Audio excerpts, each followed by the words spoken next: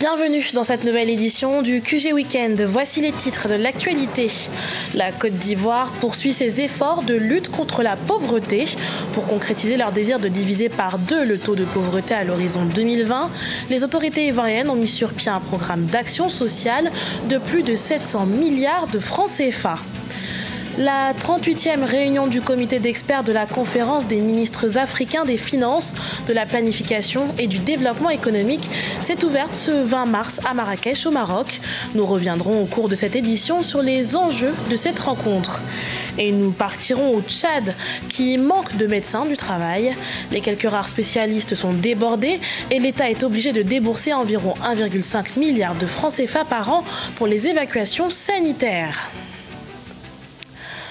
Mais avant de développer ces titres, au Mali, l'attaque du camp militaire de Dioura, survenue le 17 mars, a été revendiquée par une organisation qui se fait appeler Groupe de soutien à l'islam et aux musulmans. Dans un communiqué adressé aux médias, la mouvance, principale alliance djihadiste du Sahel liée à Al-Qaïda, précise qu'il s'agit pour eux, et je cite, d'une opération de représailles aux crimes commis par le gouvernement et ses milices contre les Peuls. Rappelons que 30 personnes ont péri dans l'attaque du camp militaire de Dioura. Le développement socio-économique reste l'une des priorités du gouvernement ivoirien. À l'occasion d'une conférence de presse, le Premier ministre Amadou Gon Coulibaly est revenu sur les différents enjeux sociaux dans le pays. Revalorisation du SMIC, amélioration du pouvoir d'achat des travailleurs. Nombreux sont les volets que couvrira le nouveau programme social dévoilé par le Premier ministre. Plus de détails avec notre correspondant à Abidjan, Olivier Conan. Redistribution des fruits de la croissance prévue à 7,7% en 2019, c'est l'un des objectifs du gouvernement ivoirien qui multiplie des initiatives. Le démarrage en octobre 2018 de la couverture maladie universelle et l'accélération du programme de logements sociaux en font partie. Depuis 2013, plus de 1470 milliards de francs CFA auraient été investis pour améliorer le pouvoir d'achat des fonctionnaires. Le SMIC a été augmenté de 38 000 à 60 000. Les revenus au niveau donc, des paysans ont augmenté considérablement, donc j'ai même indiqué de 68%.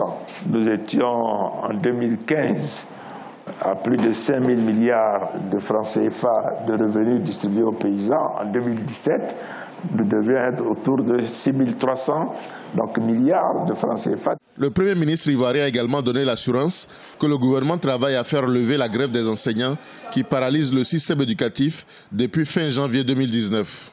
En 2018, nous avons payé 39 milliards de francs CFA et en 2019, nous avons au budget 44 milliards de francs CFA dans le cadre du paiement du stock donc des arriérés.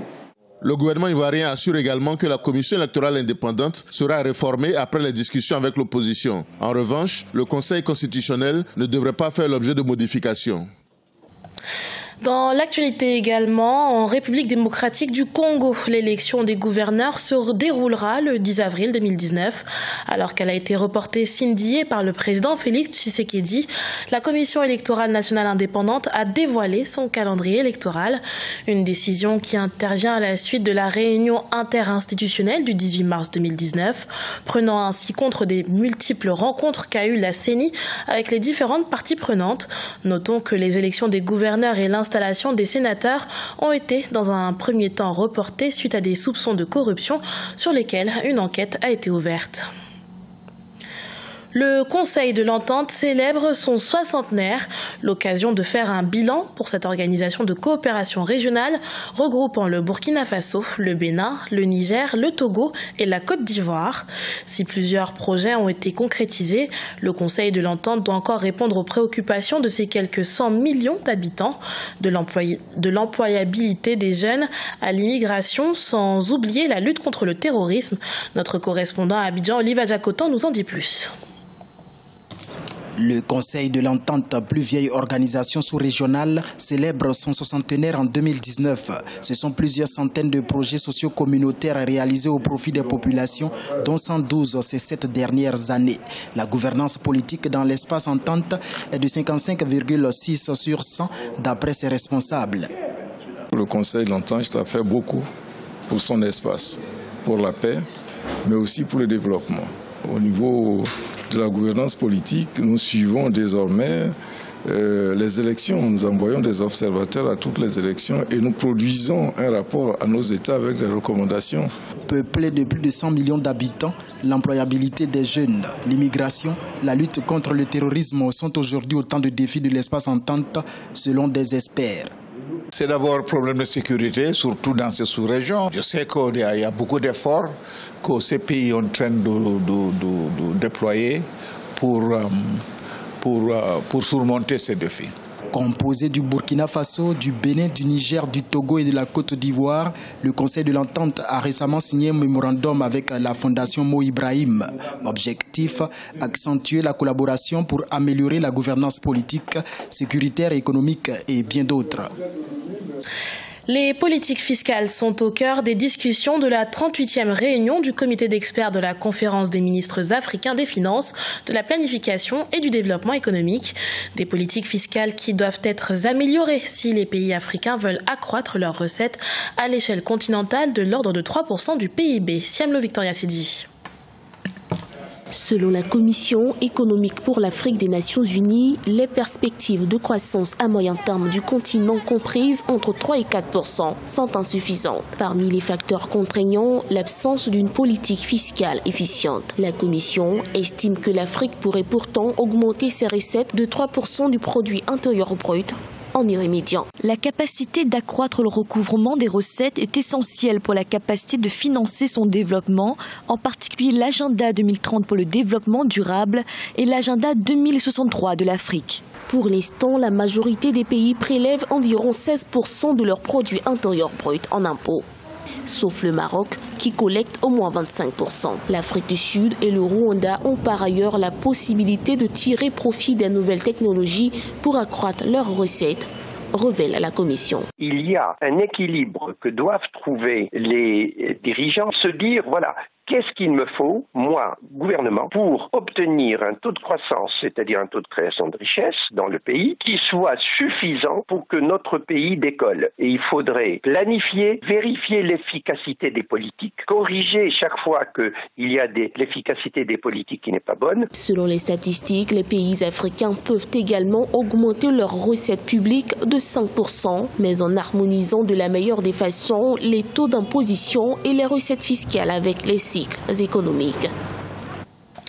1,5 milliard de francs CFA au Tchad, c'est ce que débourse le gouvernement chaque année pour les évacuations sanitaires.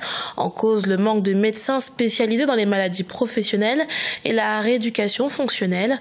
Une pénurie que le gouvernement tente d'enrayer à travers le futur recrutement de quelques 300 professionnels de santé. Reportage de notre correspondant au Tchad, Mahamat Ramadan, commenté par Nelly Claude Bessa. Au Tchad, les maladies professionnelles et les accidents de travail sont récurrents alors que le pays ne dispose que de 3 médecins spécialistes dans ce domaine. Ces 2 dernières années, la Caisse nationale de prévoyance sociale a recensé environ 750 cas d'accidents de travail dont la plupart des victimes peinent à voir un spécialiste. Une situation dénoncée par les organisations syndicales. Nous avons beaucoup de travailleurs qui sont morts après avoir fini le travail dans le pétrole. Le TCC, tous ces travailleurs-là, il y en a qui sont morts, il y en a qui sont malades maintenant.